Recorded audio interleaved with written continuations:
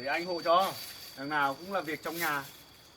Giờ Quỳnh không có ở đây, em nói thật đi. Em có tình cảm với anh phải không? Anh vừa nói cái gì? Anh nghĩ em là loại lẳng lơ, vừa sống với em trai anh, vừa nghĩ đến anh sao? Tóm lại mày chuyển đi chỗ khác đi. Không ở gần đây nữa. Tao không muốn ở gần mày nữa. Vì em ở đây, anh không tự do đến được gần Thắm, đúng không? Mày đừng có lôi Thắm vào đây. Chính anh đã là người lôi Thắm vào. Anh đã lôi Thắm vào suy nghĩ của anh.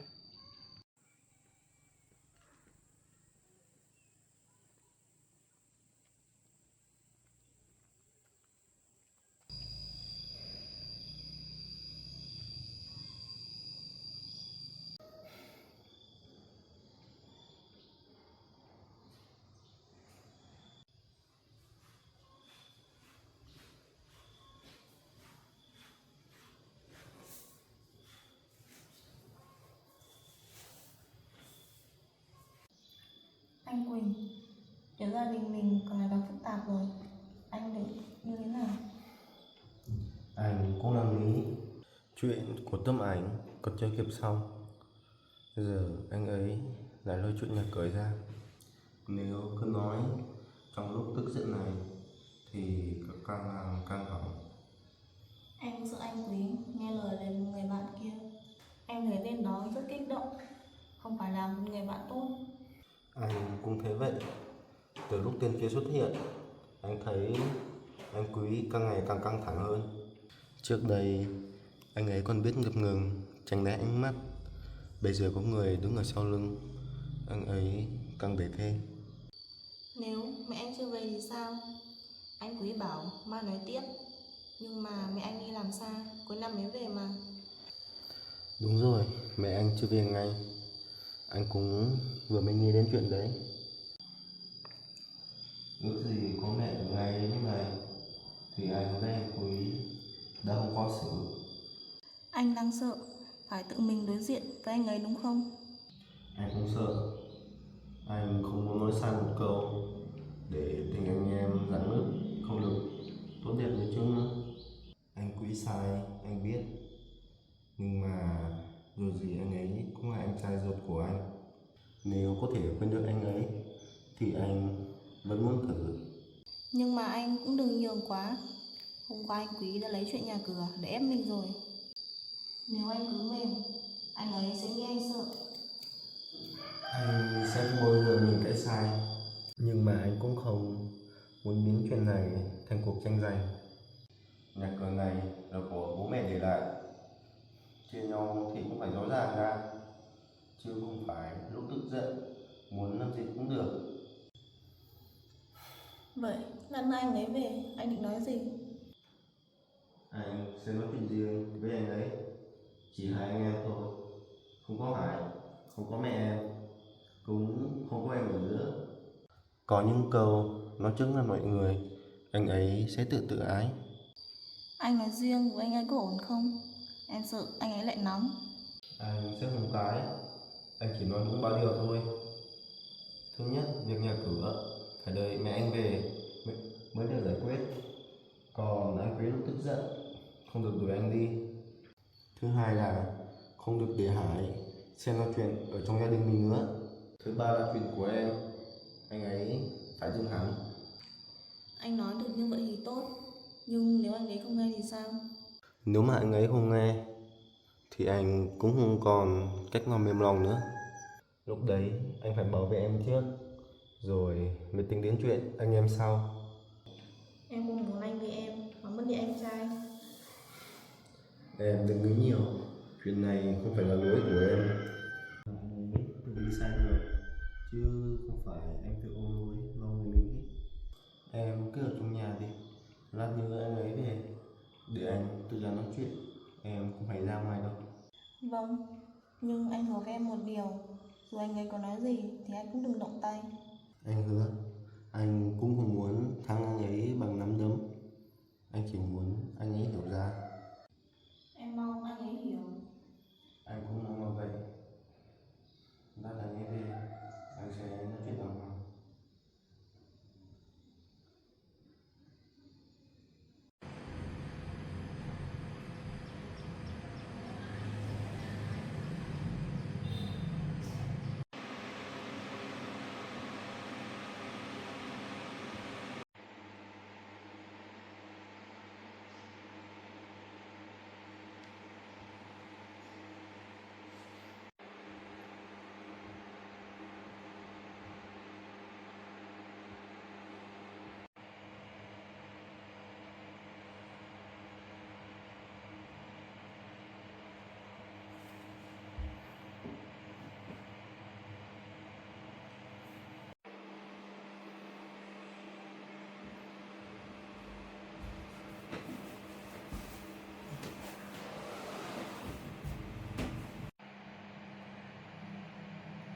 Ui, dậy đi, mày không tính đi làm à?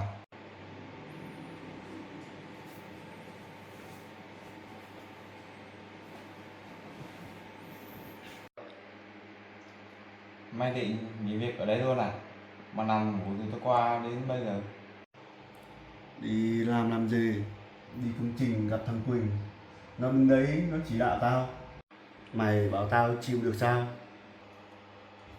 Cũng đúng, anh trai mà để em trai thì tay sai bảo thì nhìn cũng ngứa mắt rồi. Nhất là chuyện hôm qua, giờ mày đi làm ở chỗ đấy, khác gì mày tự hại bản thân mình. Tao không sợ làm. Tao ghét nhất cái kiểu nó lúc nào nó cũng đúng. Ở công trình nó đúng, ở nhà nó cũng đúng, ở trước mặt Thắm nó càng đúng. Còn tao nói câu nào cũng là sai. Vì mày chưa có tiền thì nói gì mày cũng yếu. Mày có nhà có đất, nhưng lúc nào cũng sống như kiểu lúc nào cũng nhìn mặt nó. Ý mày là sao? Tao nghĩ kỹ rồi, mày nó đi là hợp lý. Nó lấy vợ rồi thì phải ra ở riêng. Sau đó thì mày tính chuyện bán mảnh đất ở bên nhà Quỳnh đi. Lúc đó mày có tiền trong tay làm ăn riêng, mày không còn phải nhìn mặt nó nữa. Bán đất đó. Ừ, đất ở cạnh nhà nhau, sau này bán đi đỡ phải nhìn mặt nhau. Quỳnh ở đó, Thắm ở đó, đỡ phải nhìn mặt nhau. Càng nhìn càng khó chịu, chi bằng chia nó thành tiền. Có tiền rồi mày mở xưởng làm ăn nhỏ rồi góp vốn với tao. Mày đứng ra làm riêng, không cần phải đứng dưới tay ai.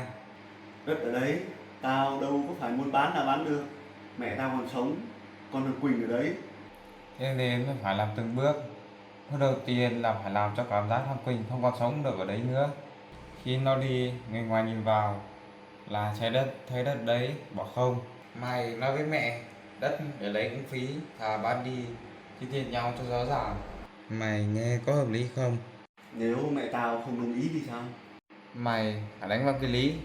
Mày nói mày là anh, mày đã ở nhà dưới đất bao nhiêu năm, giờ em trai có gia đình riêng rồi, phải tách ra, giờ bán đi chia phần. Mẹ mày già rồi, nghe chuyện hai anh em cãi nhau cũng mệt, cuối cùng bà ấy cũng muốn sống yên. Tao chỉ muốn thằng Quỳnh nó thất bại trước mặt Thắm. Tao không muốn mẹ tao buồn. Mày cứ nói câu đó mãi, không có thì không có, mà sợ ai cũng buồn thì đừng làm. Đã làm thì phải chấp nhận. Mày không cần phải làm mày buồn, mày chỉ cần cho bà ấy thấy nếu không chia rõ ràng thì nhà này sẽ không yên. Nếu bán đất, tao sẽ có tiền. Tao sẽ không phải đi làm dưới tay thằng Quỳnh. Không phải ngày nào cũng nhìn nó với Thắm ở cạnh nhau. Đúng, mà có tiền, có công việc riêng, có tiếng nói riêng, lúc đó Thắm nhìn mày cũng khác. Vậy phụ nữ không chỉ nhìn về tình cảm đâu, họ chỉ nhìn xem người đàn ông đấy có tiếng nói hay không. Được rồi, tao về nhà đã. Nhớ đấy, đừng về xin lỗi, đừng có im lòng. Mày chỉ cần giữ một câu, Quỳnh có vợ thì phải ra ở riêng, còn chuyện đất thì phải tính lại cho rõ. Tao biết, lần này tao sẽ không để chúng nó vòng vo để tao mềm lòng nữa. Có gì thì gọi tao, đừng xử lý một mình. Mày nóng lên sẽ dễ hỏng chuyện, tao ở ngoài nhìn sẽ rõ hơn. Ừ, có gì tao gọi. Nhớ đấy, có gì thì gọi tao, đừng có xử lý một mình.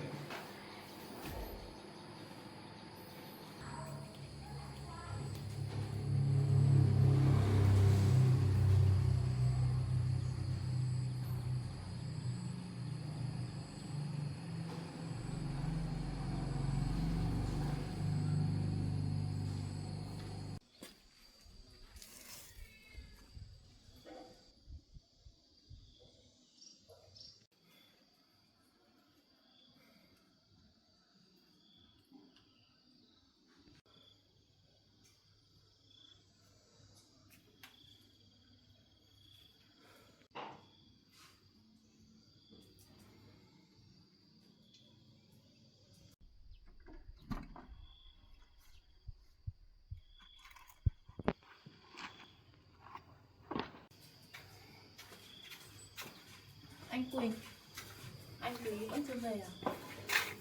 Anh không biết nữa. Anh đợi đêm mãi mà vẫn chưa thấy về. Chắc anh Quý lại đi chơi với thằng bạn đấy rồi. Anh định nói chuyện với anh ấy luôn ngay bây giờ à? Đúng rồi.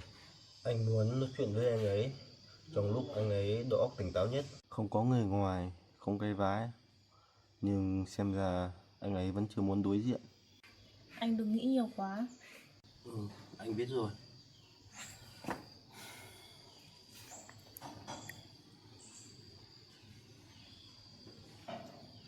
Alo, em nghe. Anh Thành à? Vâng anh. Ngay bây giờ à? Dạ vâng. Để em ra văn phòng luôn. Dạ vâng, em cho anh. Sao vậy anh? Anh phải ra văn phòng ngay. Anh Thành vừa gọi anh vào ra văn phòng xử lý nốt mấy cây công trình bản vé ở văn phòng. Vâng, vậy anh đi đi. Vậy em về nhà cẩn thận nhé. Nếu mà anh Quý về nhà mà có thằng Hải đi theo về đây thì em đừng ra đây nói chuyện một mình. Cứ ở trong nhà đi.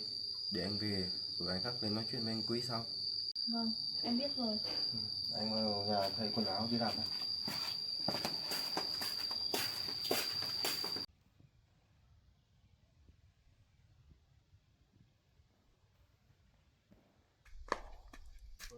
Em cứ đi vào nhà đi, không phải trên anh đâu. Nhớ là những người anh bảo đấy, Quý về nhà có thằng chơi đi theo thì ở nhà đi.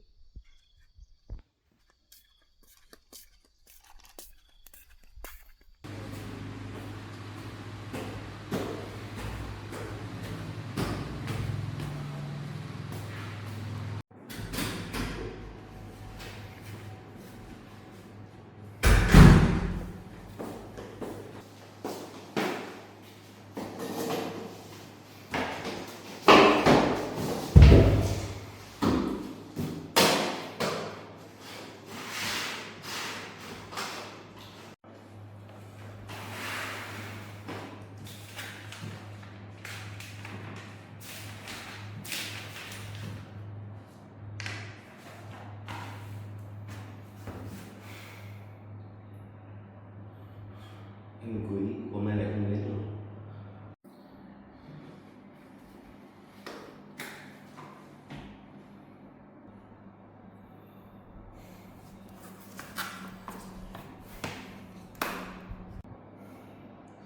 Chắc anh ấy lại không muốn đi làm nữa.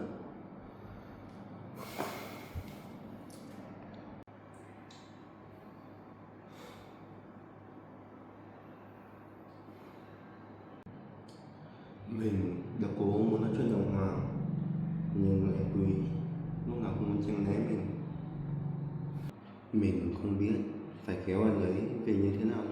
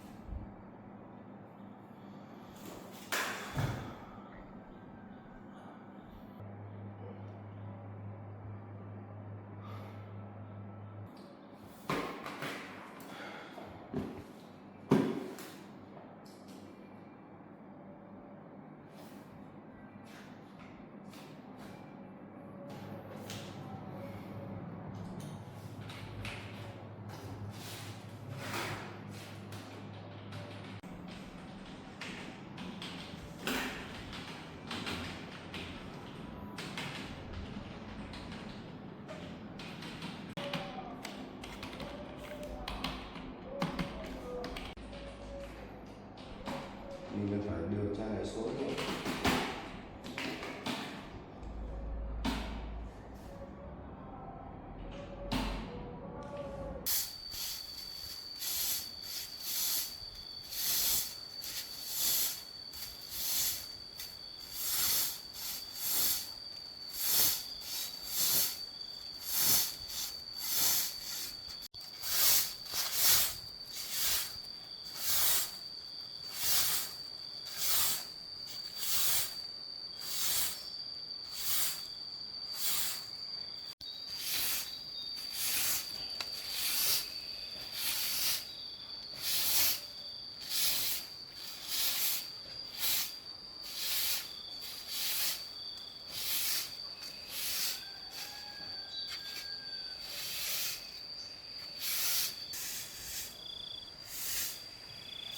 Thắm,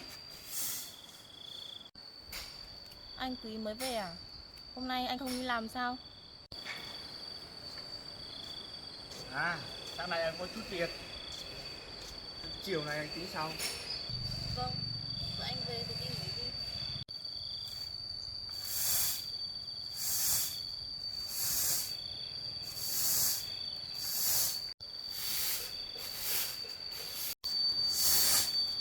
Em đang quét sân à? Để anh hộ cho.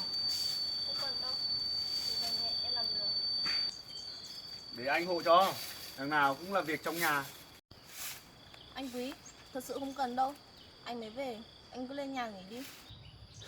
Em cứ khách sáo với anh làm gì? Anh có phải người ngoài đâu. Thôi để anh hộ.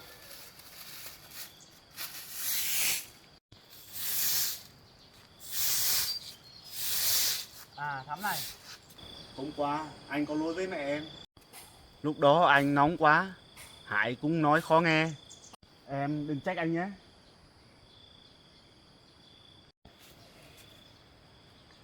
Em không muốn trách ai cả. Em chỉ mong là mọi người biết điểm dừng. Anh và anh Quỳnh là anh em ruột.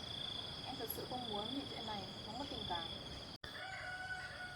Anh với nó có gì đâu. Anh em cãi nhau vài câu là xong đấy mà. Quỳnh nó nóng, anh cũng nóng. Chứ trong lòng anh đâu có muốn mất em trai. Nếu anh nghĩ được vậy thì tốt. Anh Quỳnh cũng không muốn căng với anh. Anh ấy chỉ muốn mọi chuyện rõ ràng để nhà mình còn yên. Còn em thì sao? Em có muốn căn nhà này còn yên không? Tất nhiên là muốn. Nếu em muốn yên thì phải nói thật lòng. Đừng có đứng sau Quỳnh rồi im lặng. Anh Quý, em nghĩ anh lên nhà nghỉ ngơi đi. Em vào nhà còn có chút việc. Thắm, khoan đã. Giờ Quỳnh không có ở đây, em nói thật đi. Em có tình cảm với anh phải không? Anh vừa nói cái gì? Anh thấy mà, em quan tâm anh. Em không muốn anh với Quỳnh cãi nhau. Em còn nói không muốn anh em mất tình cảm. Nếu trong lòng em không có chút gì với anh thì em quan tâm anh.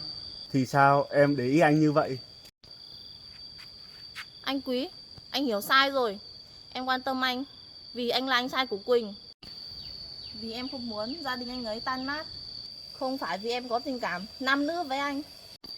Nhưng ánh mắt của em không giống ghét anh. Em tránh anh vì sợ Quỳnh biết phải không? Anh chỉ cần em nói thật một câu thôi. Nếu em cũng có ý, em đừng ngại, anh sẽ tìm cách. Sao anh lại có thể nói ra những lời như vậy chứ? Em một lòng một dạ với anh Quỳnh. Anh nghĩ em là loại người gì? Anh nghĩ em là loại lẳng lơ, vừa sống với em trai anh, vừa nghĩ đến anh sao? Anh không cố ý nói em như thế, anh chỉ nghĩ. Không, anh đừng nói là anh chỉ nghĩ. Chính cái nghĩ đấy mới đáng sợ. Em nói chuyện tử tế, anh lại nghĩ em có tình cảm với anh. Em khuyên anh đừng làm anh Quỳnh buồn. Và anh đừng nghĩ em quan tâm đến anh nữa. Em giữ lễ phép với anh mà anh lại nghĩ em đang có ý với anh. Anh Quý, anh đang nghĩ sự tử tế của người khác biến thành sự sai trái của mình.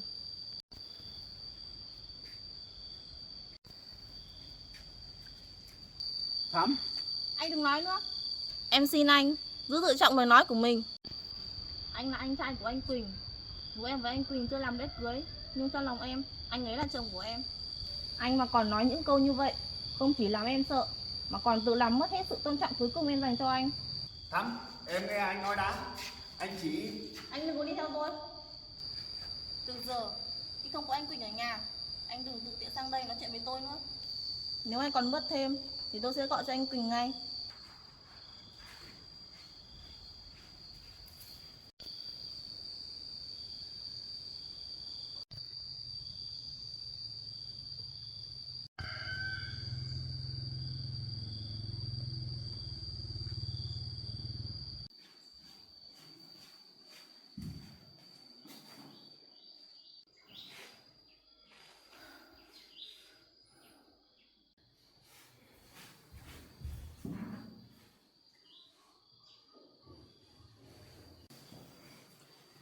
Mình nên dùng một lát để khỏi đỡ ẩm của mình.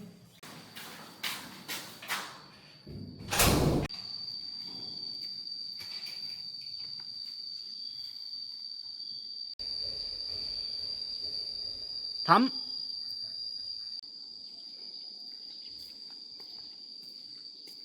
Chẳng lẽ mình quá đáng thật à?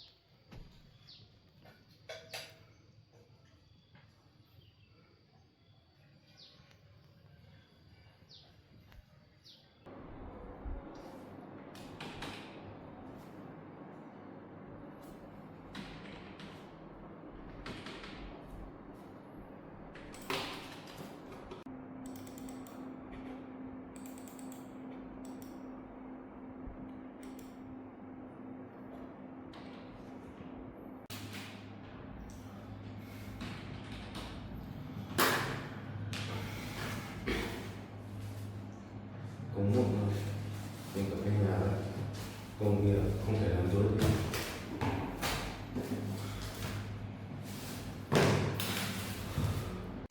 Anh Quý, nếu anh bỏ việc chỉ vì giận em, thì người thiệt thòi nhất cũng chỉ là anh thôi.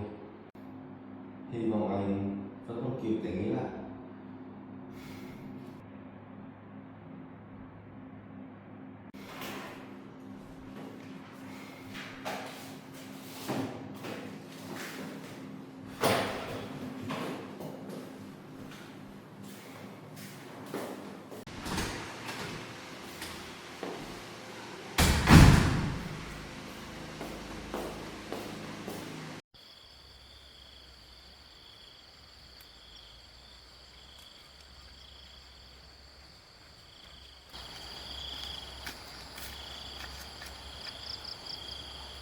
Sao anh ấy có thể nghĩ như vậy được chứ? Mình chỉ muốn yên ổn thôi. Mình chỉ muốn anh em họ đừng vì mình mà dạn nứt. Sau này ở nhà một mình, sao dám nữa. Anh Quỳnh thì đi làm cả ngày, anh Quý thì nghe bên cạnh. Anh Quý nếu cứ thế này thì mình phải tránh đến bao giờ? Hay là giờ mình đi nói với anh Quỳnh? Nhưng mà nói với anh Quỳnh thì lại sợ anh ấy khó xử. Anh ấy đang làm việc, lại phải lo thêm chuyện ở nhà. Thôi, không nghĩ nữa. Giờ mình đi hái rau, chuyện đấy thì mình tính sau.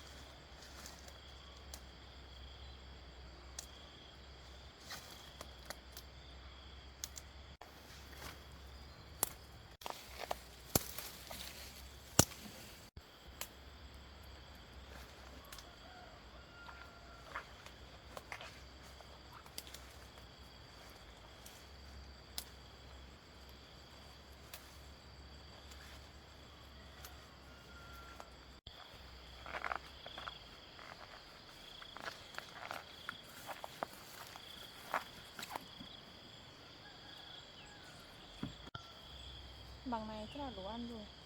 Em mình chỉ ăn thế này.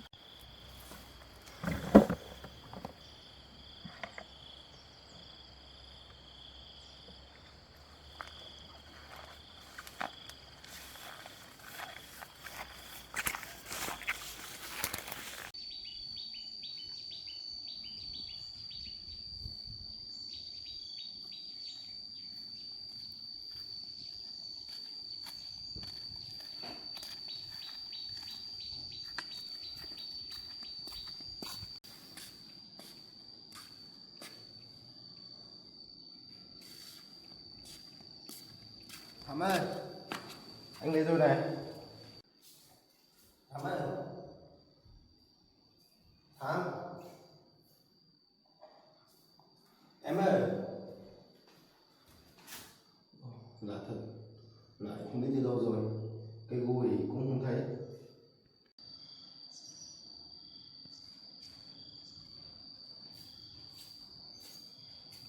Lại không biết đi đâu rồi.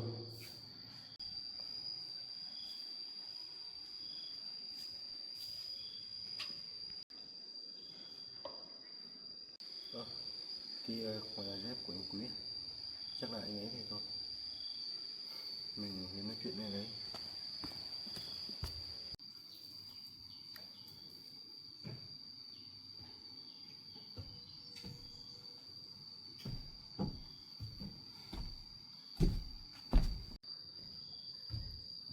Anh Quý, mày về rồi à?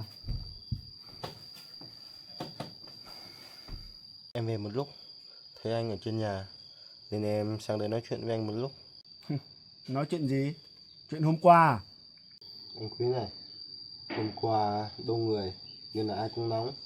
Em cũng có lúc không kiềm chế được bản thân mình. Nếu em nói có cô nào không nghe thì em nói trước, em không có cô nào xúc phạm anh. Giờ biết mềm rồi à? Em không mềm hay cứng, em chỉ muốn hai anh em mình nói chuyện cho rõ ràng. Không có Hoài, không có Thắm, cũng không có mẹ Thắm, chỉ có anh với em. Vậy thì tốt, bàn được chưa? Anh muốn bàn chuyện nhà cửa. Ừ, mày lấy vợ rồi thì nên ở riêng đi. Thế anh nói cụ thể đi.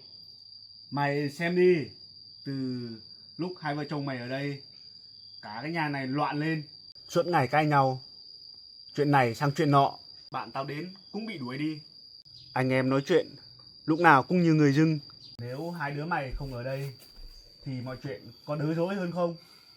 Anh nói như thế đổ hết tất cả lỗi cho em với Thắm sống ở đây. Nhưng mà chuyện xảy ra ở đây không phải là vì cái nhà. Chuyện xảy ra ở đây là vì anh không giữ đúng ranh giới với Thắm. Mày lại lôi chuyện đó ra. Vì đấy là nguồn gốc của câu chuyện.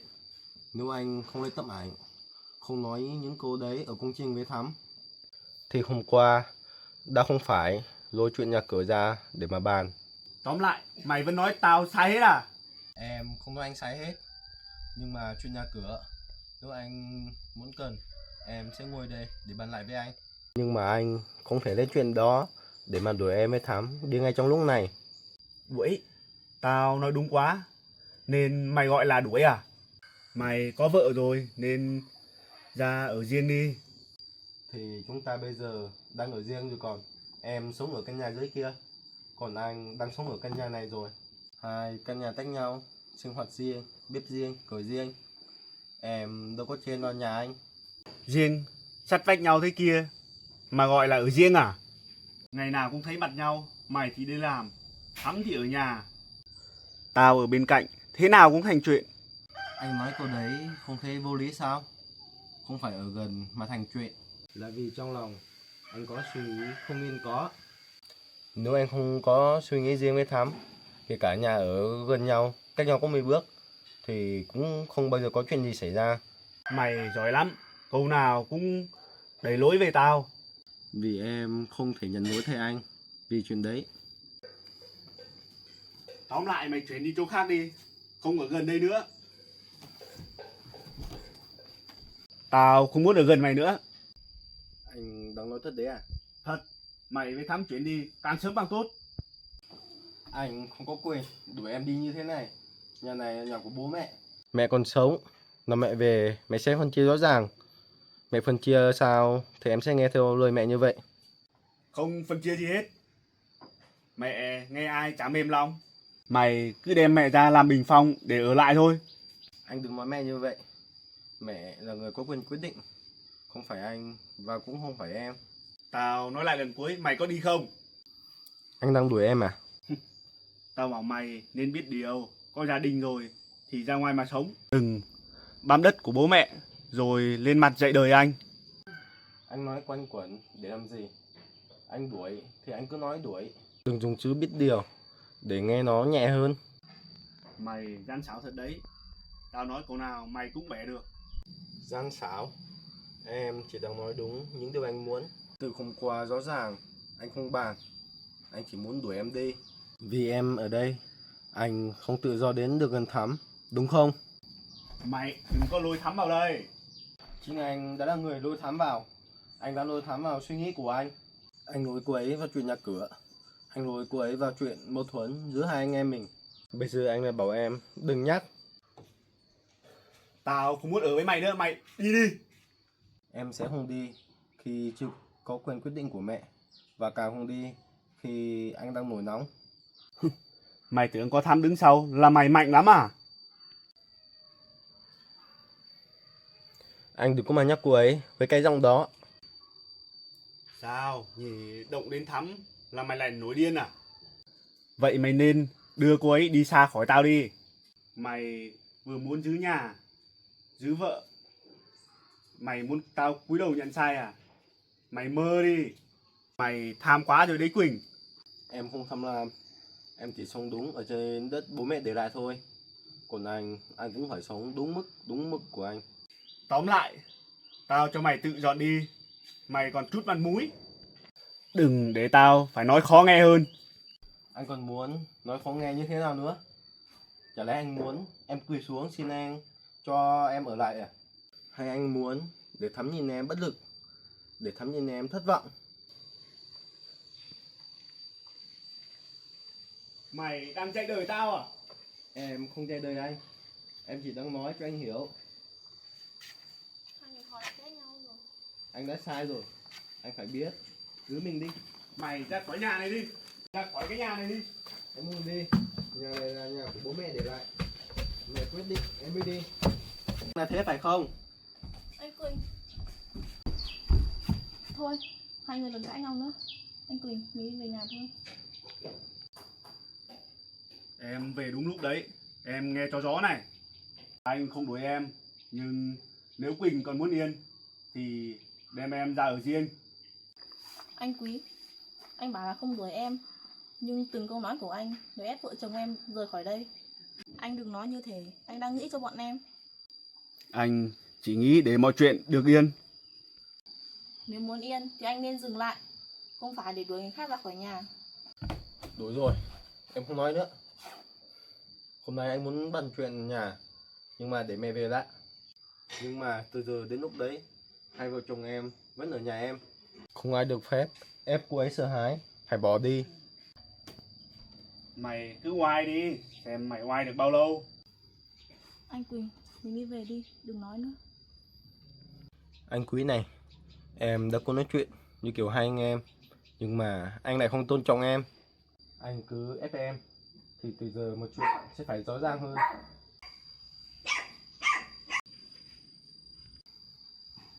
Đi, mình về thôi em. Đi đâu về vậy? Em đi hỏi ít sau thôi. Thôi, mình đi về đi. Về nhà rồi mình nói chuyện sau.